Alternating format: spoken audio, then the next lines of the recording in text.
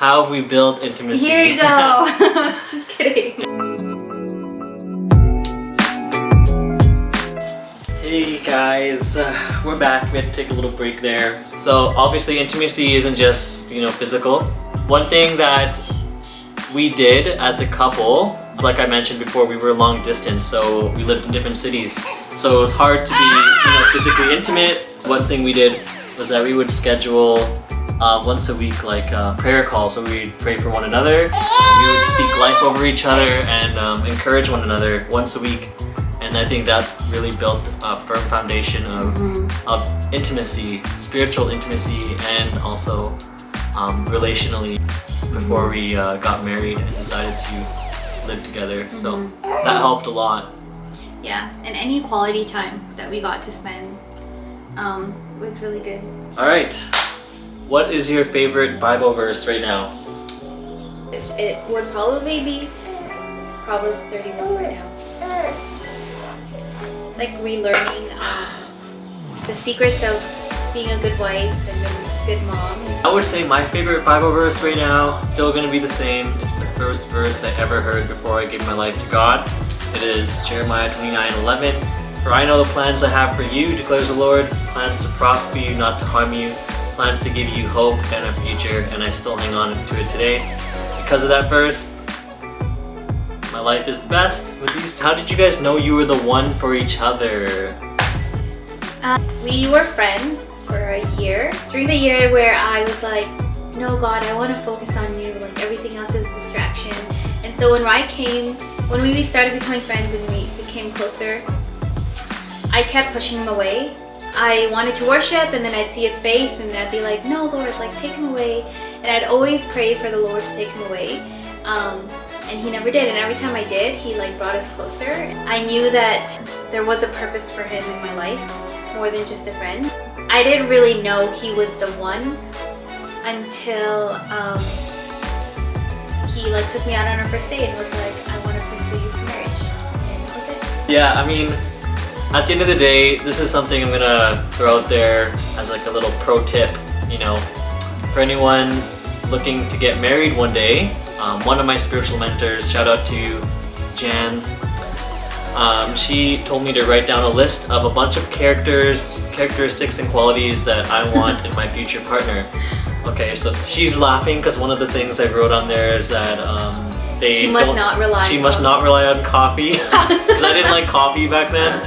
So but anyway, so listing characteristics. And enjoys having long hair, and I had short hair back then. Back when we first met, she had short hair, but I really like girls with long hair, so nothing against short hair, but it's just what I preferred. So, but other than those things, there's things like has a heart for missions, passionate, like caring, loving, family oriented, a heart of prayer, like all these like righteous things are things that I wanted to see in my partner.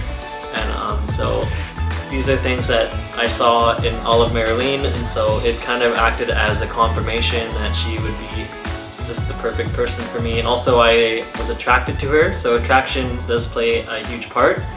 I was attracted to her.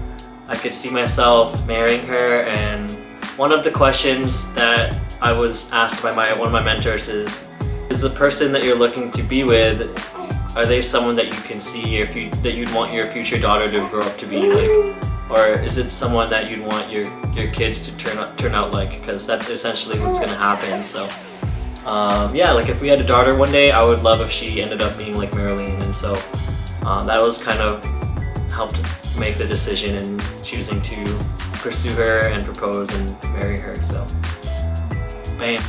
What advice do you give? Yeah, for single people looking to get married one day or someday. Don't look to get married. I think one of the best advice is that I could give you, or whoever is single and wanting to get married, is don't chase after the idea of being married, but work on yourself and work on your relationship with Jesus, because no matter, like me, no matter how you pray, God has better plans for you, and He will bring somebody that will run the race with you, and He will definitely make it known to you, like He did with Ryan and I, that this is a person that He would want for you. He doesn't tell you this is the one for you, but he will give you an okay. And so I feel like if you don't concentrate on finding the one, but being the one, so work on yourself, work on your career, work on your relationship with Jesus, and just do you and pursue relationships and be intentional with the relationships that you have now, your friendship, your relationship with your parents, and everything will fall into place. I was always a person that was like, oh, I need to get married by 25, I need to have a kid by 26, but those never work out. Like it never worked out. And I think that during the year that I gave myself up and gave up the idea of being married, I honestly prayed, God, I would rather be single if I could serve you better by myself. And that was my prayer for a whole year, even while I was friends with Bri. And I think God knew the desires of my heart, but he also honored my submission. And so that, yeah. Can't believe you prayed for me to be taken away. Yeah, because I lose hope. Next question. How do you guys deal with negativity, either internal or external? You know, let's be real. There's always going to be negative thoughts or negative situations or people around us. And so one way that I like to deal with it, being thankful is probably one of the most powerful things you can do, because when you're thankful, it shifts your focus and allows more good things to come into your life. You can listen to uplifting music, high energy songs to take your energy level up. I think external, I'm very good at shutting it out, like don't let it get to me. But then you would have to work on that internally first before you can shut out externally. So internally, like I said, I like to counteract it with prayer and self-affirmation. And so it's a lot of meditation, a lot of journaling.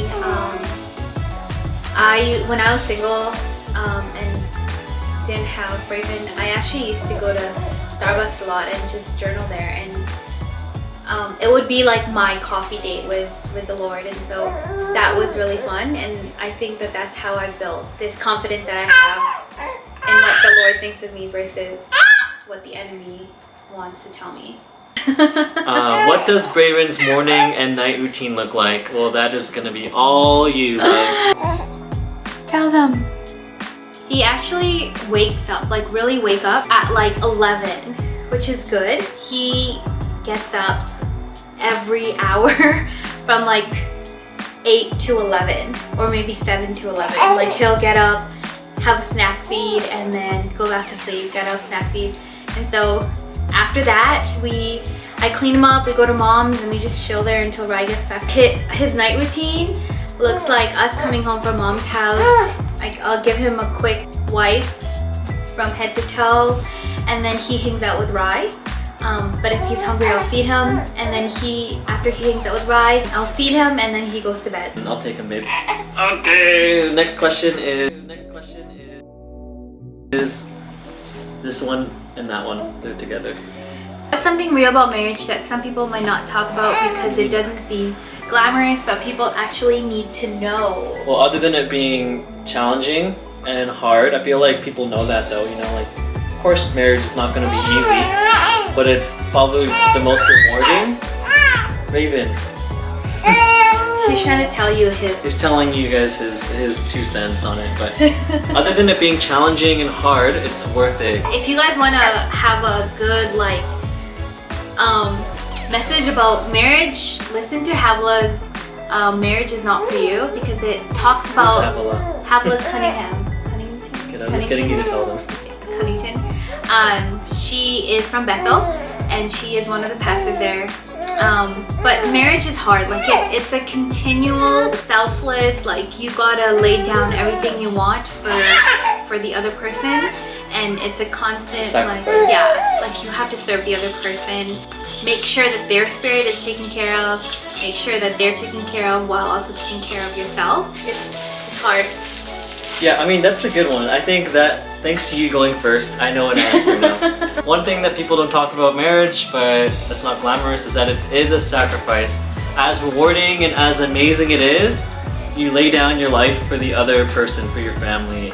And it's not glamorous, but it's beautiful in its own way. Yeah. There's no more like, what do I want? It's like, what do we want? Tell us a hard, challenging story. Go ahead, love. That's all you. Is that personal or like towards marriage? Whatever you want it to. Hard challenging story is this guy's labor. Like it was tough. It was 3 days of contractions and not really being taken care of because they were short staffed, and having it be your first labor and pandemic and everything, it's really tough. And Thanks, Mom. there was a point before I had to started to push, and while I was pushing him, I would actually faint, and I started shivering and I started throwing up and I started fainting like here and there, and I literally prayed, Lord, don't take me right now until I push out Braven. And so I literally thought I was gonna die, and so I kept praying like, Lord, not right now, let me just get this baby out and then you can take me. But that is for another vlog. Like his labor and delivery stories is for another vlog. Thank you, Mommy.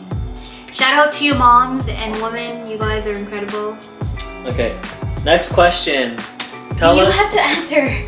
Well, I feel like you got that covered. I'll answer the next one. Tell us a fun story when we were going on our honeymoon. Okay, so we just got married. Oh yeah. Okay, and we fly home from Dominican Republic, and we're all stoked because we have set up our honeymoon to be like a Europe tour. So we're gonna go like Paris, London, Italy. We're so excited, you know. So we go back to Calgary first to like get our luggage ready. So and we only have home. 10 hours, okay, from Dominican to our next flight to Paris. Okay, babe, you told the challenging one. Okay, give me this one. As she was saying, we land in Calgary. We're only in Calgary for 10 hours until our next flight. So we rush home, pack our luggages. I pack like a nice, decent-sized carry-on with all of my like. We planned a photo shoot in Paris, and so I have like a whatever I need for that there, shoes, and I parked the car at the airport, and we were gonna leave it overnight. Long story short, I end up locking my luggage in the van, in the car, with the keys inside because her dad was gonna come, has the other set of key to unlock it. So here I am walking towards Marilyn. She was already inside the airport checking us in, and I'm like, I just left my luggage in the car and I can't get it. Yeah, like we were so rushed to go to make our check-in because it was boarding time. Like we got there during boarding time, and so Rai was like, okay, you go and check us in, I'll go park the car and leave the key there. And then I see him walking towards me, and then he goes empty-handed. Okay, I only had my luggage, he had his luggage, and so he walks towards me empty-handed, and I was like, where's your luggage? He's like, don't ask, let's just go. I bought all my outfits and a brand new luggage when we landed in Toronto. Yeah, so our stopover in Toronto, for 5 hours, we had to go shopping. Yeah, that was a big honeymoon cost. Next question. What brings you guys the most joy in your marriage? So this is a marriage related question. Oh, I like the little like adventures that we go on. As a little family. Yeah. Even if it's like go for a walk or like go to the convenience store, like anything small, like or game nights with just me and him. Yeah, I think just any quality time. Exactly what I was gonna say. With Braven now, spending any time we can together. Get some bubble tea, like anything to spend time together and be together is like great the most. It's the best. It's joy. This one's from Kim, shout out. Now that you're married, what is something that was hard at first to learn, but now it's I guess easy? Does that make sense? She says. I would say living together. It's gotta be. I mean, we were excited to move in because we were long distance, always visiting each other back and forth, and then finally we're married, and now we're like roomies for life. And so that was hard at first to adjust and see how she likes to do things. The shit always had to be done. Yeah, and we're like, do you put the toothpaste cap on, or do you leave it off, or do you close the cupboard? Do you not like clothing on the floor? And you just kind of learn how to best live together. Having a closet as a bedroom. Yes. Our first place, we didn't have a bedroom. We had a closet. We had like kind of like a one-floor suite, so we slept like in our living room. In the living room, but on a bed. And then our bedroom was a full walk-in closet because we had so much clothes, and so. Yeah, for me it was. I always tell my friends and my sisters, you should try to live by yourself before you try to live with somebody or get married. You have to know how you are, the things that you want to do, or how you like things done first before adding somebody else to the mix. How did you guys meet? Where did you guys meet? Shout out to Eliza. We kind of answered that already. Hey babe. Denisa, how did you guys make such a cute baby? Funny story is every night while I was pregnant for a whole year, before I go to bed, I always would rub Rye's nose and like rub his eyelashes. Just superstitions. And he would hate it, but I feel like it worked because like look at Braven's lashes. So tell them why. It's long because I wanted Braven to have like a pointy nose like Rye's and to have long lashes like Rye. So every night, my nose isn't that without fail, I would always rub his nose and his lashes. How was your wedding day and honeymoon? Thank you, Allison. Our wedding day was so much fun. I had, so at the resort there was a coffee shop. I gathered all the girls and we had coffee and just hung out. And it was fun because we were at like a tropical place and having coffee and just trying to get to know each other. That does sound fun. And so it was so much fun. Honeymoon was fun. It was like a whole adventure. We slept our day away. We would wake up at 2 p.m. because we were so jet lagged. We went to Paris, we went to Venice, we went to London, where else did we go? And Rome. And so the whole entire time we would wake up around 2 or 3, would always miss our so tour. tired. Like we would try to book a tour and would miss it because we were so tired. Time zone, you know? Yeah, and then so we would just have an adventure like at night. It would be so fun because we would always be out so late that the train systems would be like shut down and we'd have to walk for blocks or like Uber and walking to McDonald's like late at night because we were so hungry and everything was closed. The land of fine dining, Europe. Yeah, and this one time in Paris, Rye found a random scooter because in Paris you like, what's it called here? Lime scooter? It was Lime or Bird. Lime or Bird, where you like pay but it was money. before Canada had them. Yeah, you pay money, it's like those electric scooters and you ride them everywhere. And so Rye would always try to find one that would work, and so he finally found one that worked. And you don't want to buy one yourself. Yeah, and we just rode it everywhere. And I swear that person was inside the store, but Rye stole his or We her don't have to life. talk about that. One thing I'll say about our wedding day was that, other than all the beautiful memories, that it actually rained on our wedding day. We were planning on getting married on the beach, but we had to move it to this like gazebo outdoors still. Funny thing about that is we got married in Canada first to like officiate documents in Canada. And it also rained on that day, so it almost was like it rained on our civil wedding day, it rained on the wedding day in Dominican for the symbolic wedding, and then it also rained on our honeymoon. So during your photo shoot it rained? Yeah, we were trying to have a photo shoot and it rained as well, just like, and so... It was the only day that it rained too. Yeah. And so rain's kind of been following us around, so we were kind of taking it as like a sign of, God's blessing. And how was your first year of marriage? I feel like we answered this a lot of times. Yeah, it was all like learning about each other before having a baby. It was fun and challenging at the same time. There was a couple, like times of friction and disagreement and fights, but we would always overcome it. Just with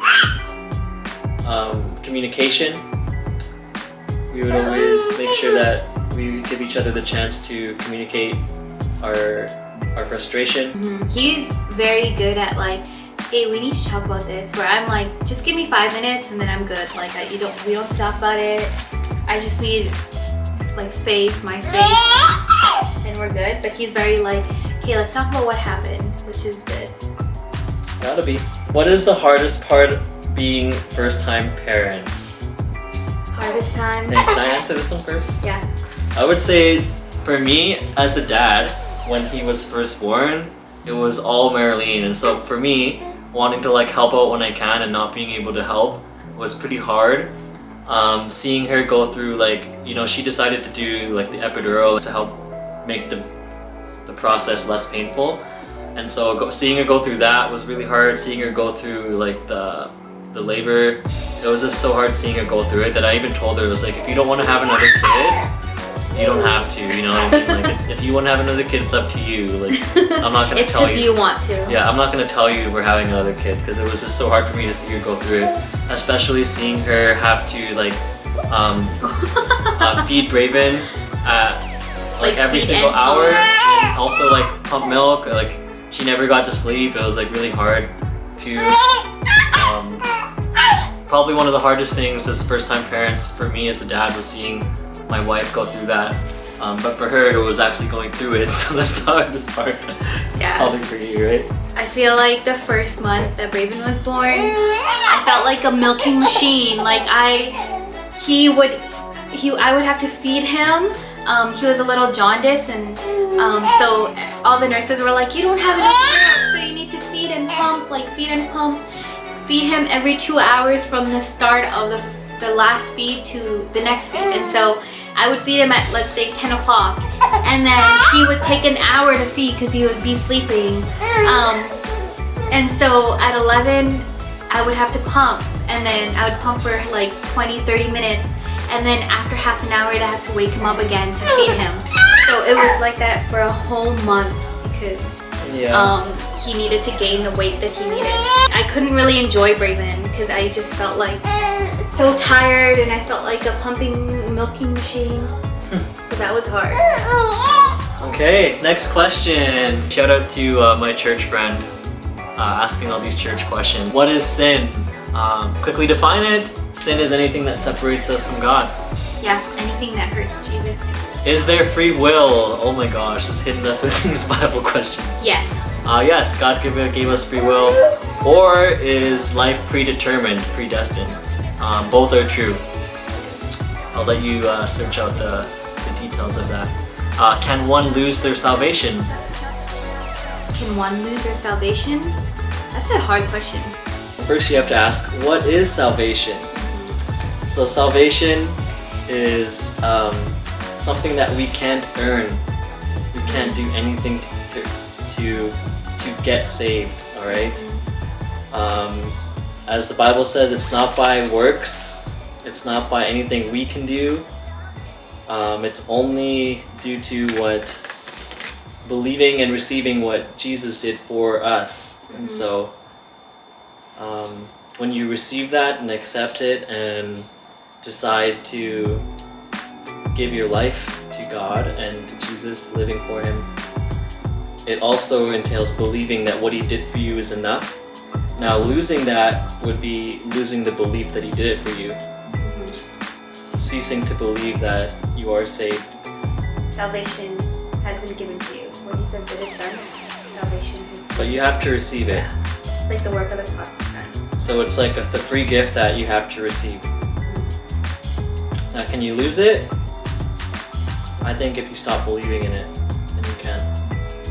But then there's another verse that says nothing can separate us, neither life nor death, from His love. So, hey guys, well, thanks so much for all your questions. We're so thankful. We spent most of our Sunday just hanging out with you guys, answering these awesome questions. So we appreciate it, and thanks for supporting our videos. We just want to really just create a memory box for Braven when he's older, and also for us as a family to look back on. So yeah, and also a way to reach out to people and be a part of something through this pandemic, virtually.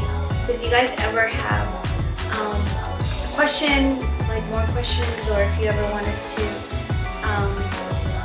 talk about something, then let us know, and we will be happy to do it. all right, Thanks for watching, everyone. we're out. Thanks guys. Have a blessed week. Time to go get some ice cream.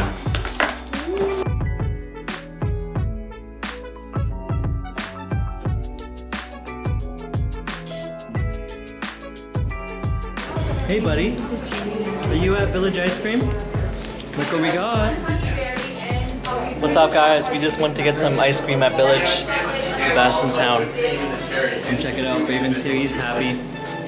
Marilyn got some vanilla bean I got some chocolate and So he got cookie dough. cookie dough and chocolate coconut custard. That's good, babe.